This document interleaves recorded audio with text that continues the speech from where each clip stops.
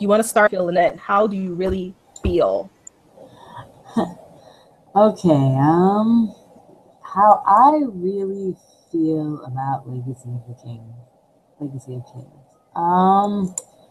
I think that the whole part of this book that just got on my nerves, and like I said, it was one of my most anticipated reads of this year, was the fact that 4 pages in, they're making out in the water, groping, Dumbing down. groping each other, and it's like I don't even know these characters. Like, I don't know why you guys are doing this. I mean, I understand that it's not insta love because they knew each other for a really long time. Jacob and Kat knew each other for a long time. But for me to just have started the book, it kind of felt like insta love. Yeah. Like they just saw each other, and for the first time, she really saw him as a man, and they're making out in the river. It's like,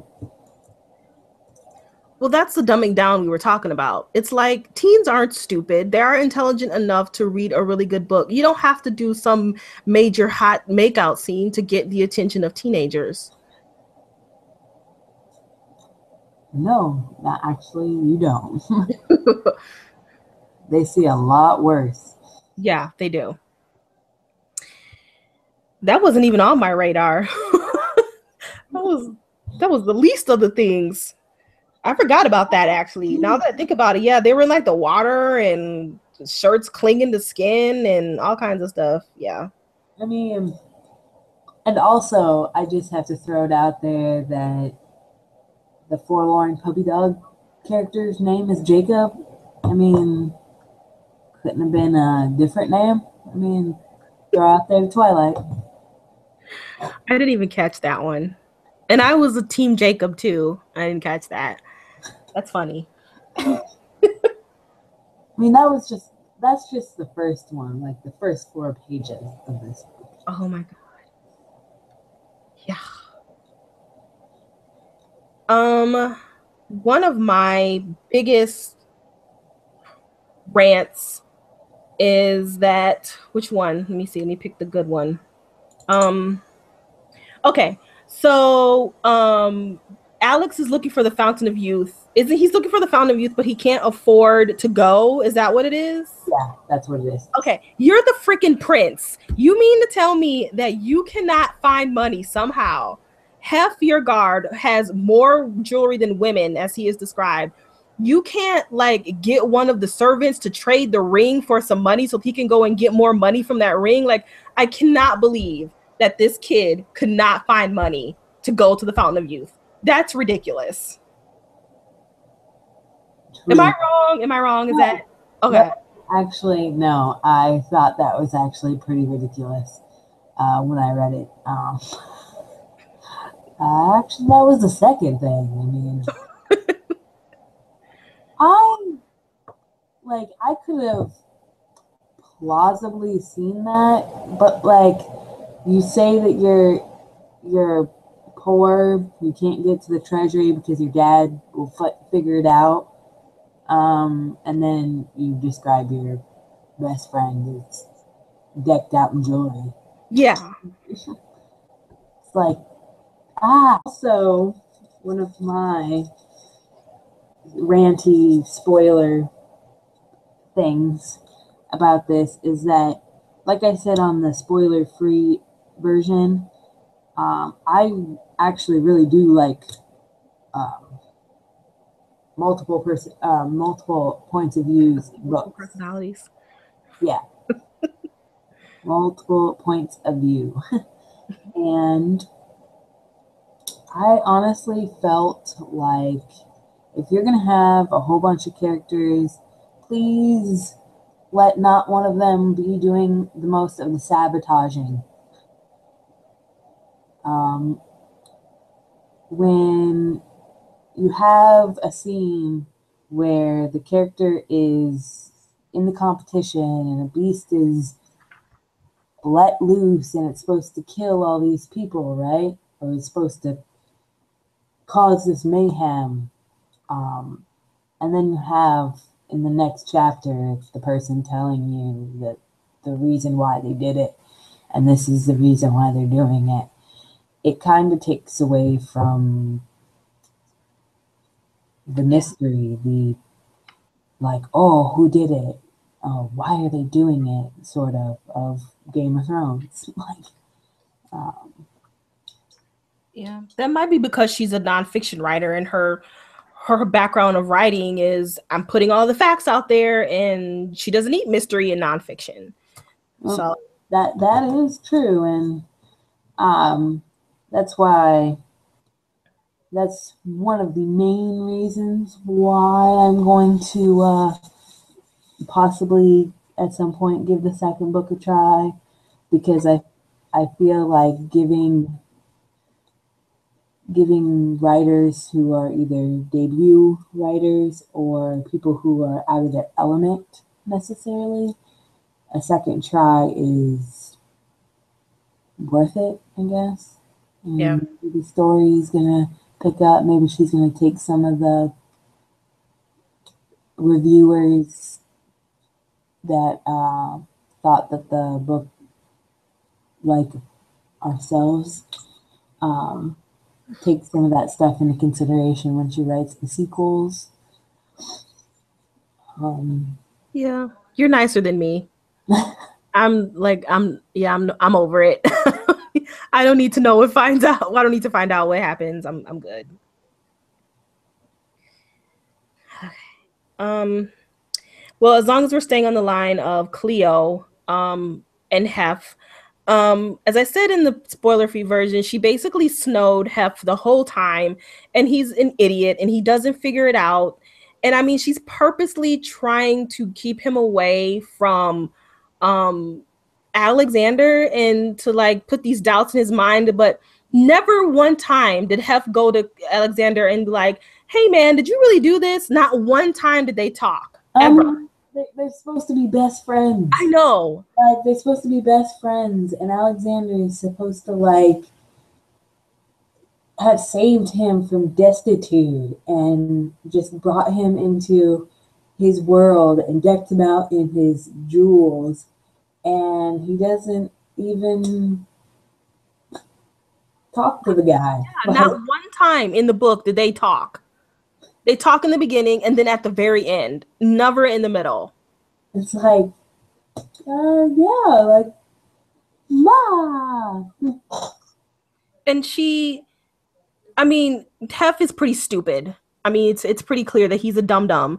And then when her plan, okay, so Cleo basically killed a beggar, so some random guy, and she what did she tried to kill Hef and blamed it on the beggar. What was it that she did? Yeah, she stole Alexander's knife and put it in Hef's room to get Hef to believe that Alexander was trying to kill him. And she was the only one in the room because they just done it. And She blamed it on some beggar. blamed it on a beggar and killed him. Yeah.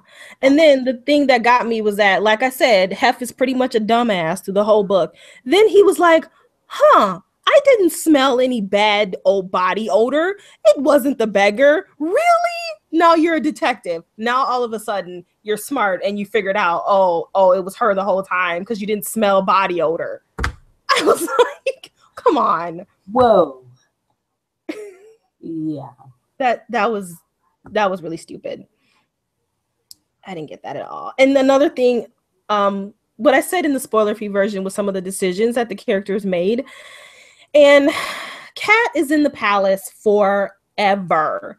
And she never really questions people. She questions a couple, but she's just living it up over there. I'm like, you are trying to find your mother's murderer and what happened, and you're just chilling. What are you doing? That made no sense. I mean, You had to let all the other characters get their plots. I know, but during her chapters, she wasn't doing anything. Rarely was she doing. It was a couple times where she snuck into the queen's room and saw some stuff, but I mean, she was there for months, months. They could at least do a time lapse and be like, "Oh, last time we saw Kat, she blah blah blah, and now she's at this point." No, no, her storyline doesn't move on much at all until And, the end. and that's why, that's one of the main reasons why I said that it would probably be a better TV show. Because with the TV show, they could move on. Yeah. It wouldn't have to be every chapter. That, like I said earlier, I love multiple point of view characters. Love them. But my main issue with the point of view characters was not the seven. It was more like the format of how she did it. It's like she gave us one chapter of each character. As you were going by, you were only getting one chapter, and 7 chapters before you got back to Kat. Oh, okay. Yeah. It's like, ah, it's like, I hate to compare, but in Game of Thrones, if there was something important, it stayed on that character. Yeah, it did. Even if it was in the second chapter, it stayed in that character's point of view. Or the chapter was just really long. But it's like, at least Game of Thrones gave you the name of the character as you were reading. Like, oh, I'm reading Tyrion right now. Okay. I haven't read those books. Yeah. Game of Thrones actually tells you at the beginning of the chapter with a name written on it, like what character it's, whose point of view it is at that moment. She doesn't. She just starts the chapter like, nah. Yeah, it did. That didn't trip me up too much. Like I was able to, if I didn't catch on right away, I mean, eventually I caught on. So I didn't have too much of a beef about that part. But I can see how other people they didn't.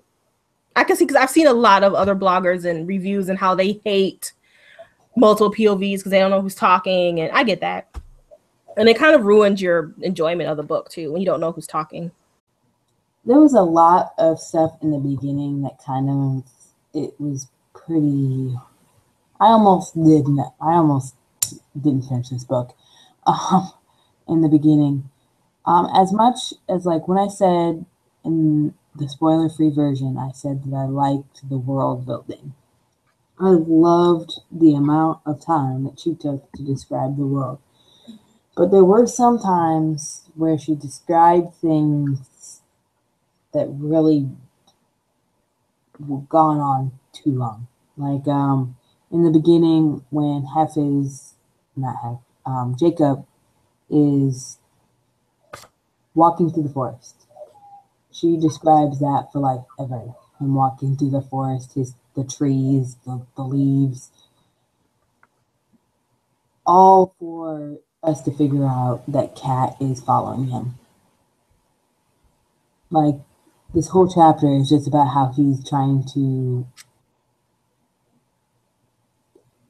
not get caught by this person that's following him.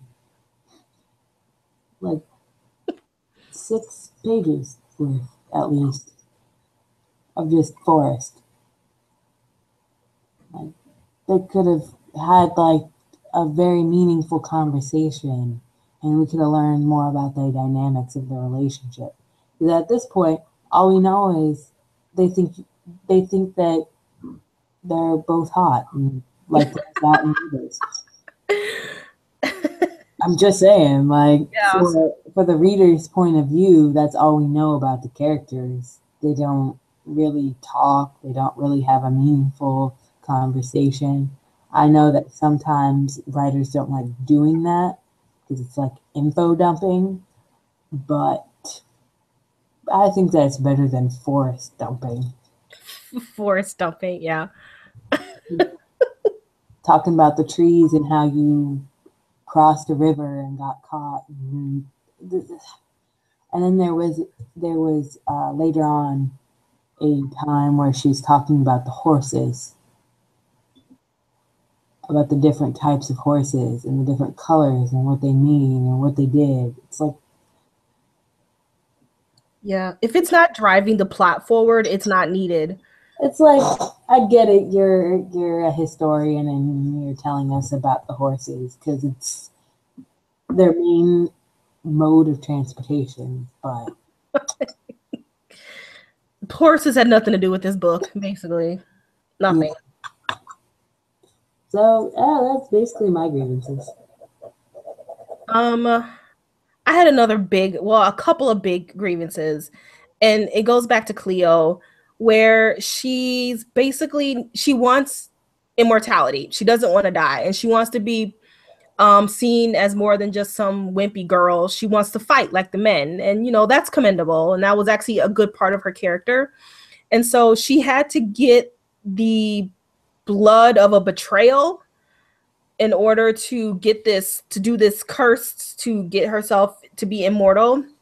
And she goes through great lengths to get Hef to betray Alexander. Great lengths. And then when it doesn't happen, she, going back to the beggar, she's like, oh no, my plan has been foiled. Here's a beggar. I'm going to kill him and cross my fingers that it works. And then she goes to battle and it works. Like, what? That I just felt once again that was just some wrapping it up in a pretty little bow. Like, I would have rather Hef died. I would have rather she killed Hef, got the blood, and become queen of the world. Like, then just, oh, cross my fingers. Like, I hated that. I hated what she did to the Cleo character. I think that could have been done far better. Yeah. And then my other big grief was that Kat finds out that she's his sister, Alexander's sister, and that the whole time Queen Olympia she dotes on Alexander. He loves her, she loves her son to death. And so at the end of the book, Kat comes up to him and was like, oh, your mom's a horrible person. She killed a baby and kept it in a box, and she tried to murder me. And Alexander's like, okay, let's go fight the war. What? Just nothing. He's just like, yeah, no problem. She just told you that she is your long lost twin sister that your mom tried to kill just so she could bring back her snake lover. And your response is, okay. Oh, okay. Well, because he's supposed to have this magical power where he knows when people are lying. But again, it doesn't work on her. But he believes her. I forgot about that, about the lying thing. Yeah. Oh my God. Well, I mean, that's how he knows that Hef's a good person when they meet for the first time. Yeah, that really makes that other part even worse, that he didn't even talk to Hef about it. It's like, oh God. It's just so much. So much. And I don't want to, for anybody that's listening now, I don't want it to seem like we're putting down the book or the writer. These, again, are just our opinions, and hopefully, at this point, you've actually read the book. If you agree or disagree, we would like some feedback. Yeah. Yeah, I respect writers, and I know it's hard work. And I went to a writer panel where they basically, a lot of them hated bloggers, and they don't like giving out arcs, and because I won't go into that, but I mean, they take it very personally, as they should. It's their baby. But we also have a right to disagree, and I'm not speaking badly about her as a person. She's probably a very lovely person. I have not met her. And the book wasn't like horrible, but it's just like little things that bothered me. And I bought it for my library. I'm a librarian, a teen librarian, and I bought it for my section. I will recommend it. I do think teens will like the book a lot, and I will recommend it to those teens who like high fantasy. So, other than that, that's just and I'm very picky. So there's that too. I also am very picky. Very picky. I have read a lot of, let's say, adult. I hate using that word because there really honestly isn't much difference between adult and YA. It's just that the main character is a teenager. That's all. It's like, but I've read a lot of books like Robert Jordan, Brandon Sanderson, books like that. So when I think of world building, I think of world building, and sometimes that skews my opinion of books. And again, that's why I am choosing to give the series one last try.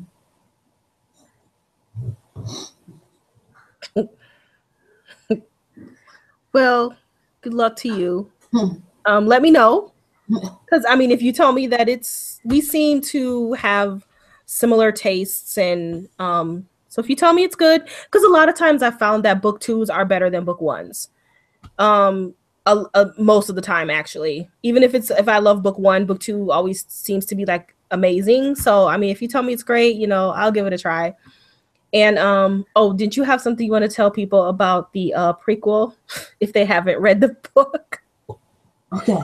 I actually had the misfortune of reading the prequel before reading Legacy of Kings. And if you haven't read it at this point and you have read Legacy of Kings, I would recommend the prequel because it does expand on a lot of the history behind Olympia and Kat's mom and the whole concept of the magic, because you do meet people who are a part of one of the types of magic that is described in the book way more than you are in this book. But if you have not read this book at this point, which I don't know why you would be reading the spoiler, I would not. And for those who are bloggers, I would not recommend recommending people to read the prequel before they read this book, because, like I said, it spoils a lot of Kat's backstory, what she's trying to find in the castle. Like, I knew what was going on. Honestly, I knew the whole time why her mom was in the castle, like what made her mom run away. Oh, yeah, that was it.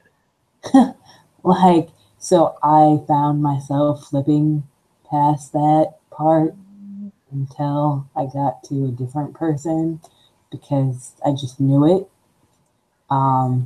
It did surprise me at the end. It was still a shocker, but it also confused me. I won't spoil the prequel for anybody who hasn't read it, but it just confused me a little bit on the in-between 16 years, That's all I gotta say. Yeah, that's pretty unfortunate, because like the whole mystery around Helena's mother, that's the biggest mystery in the whole book. Like, that's the driving force of the whole book, is Helena and the queen and their connection, and so yeah, that's a little unfortunate that it was like spoiled for you in the prequel. It's actually, in my opinion, I liked the prequel a lot better than I liked this book.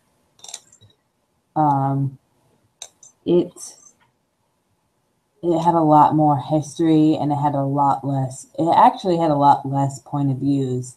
It did have multiple point of views, but it had less. So it was a lot more focused on the storyline. Okay. That's all. Well, maybe I'll read the prequel because I was much more interested in the Queen and Cat story than anything else. So I might check out the prequel and see. And where can you find the prequel? You said it was free. Yeah, I think you can find it on Amazon. Okay. Ebook. All right. I'll check that out. Still free. I mean, it was free when I. It's called Voice of God. Voice of God. Okay.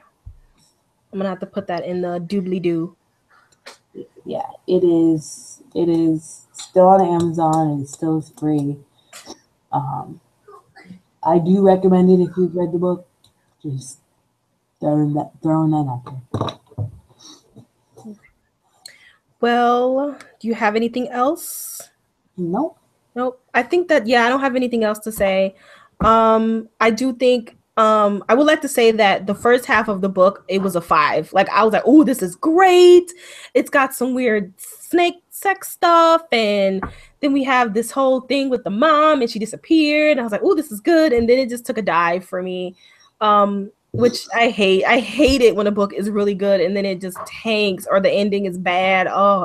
That's the worst. I'd rather read a mediocre book throughout than to have a great book and then it just dies in the end. But yeah, so that's the Legacy of Kings. We gave it a 3.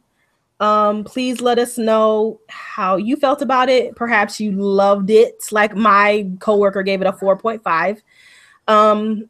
Perhaps you didn't. Hey, that's good too. And like I said earlier, our next podcast will be September 15th. So you can like our YouTube channel. We'll also be doing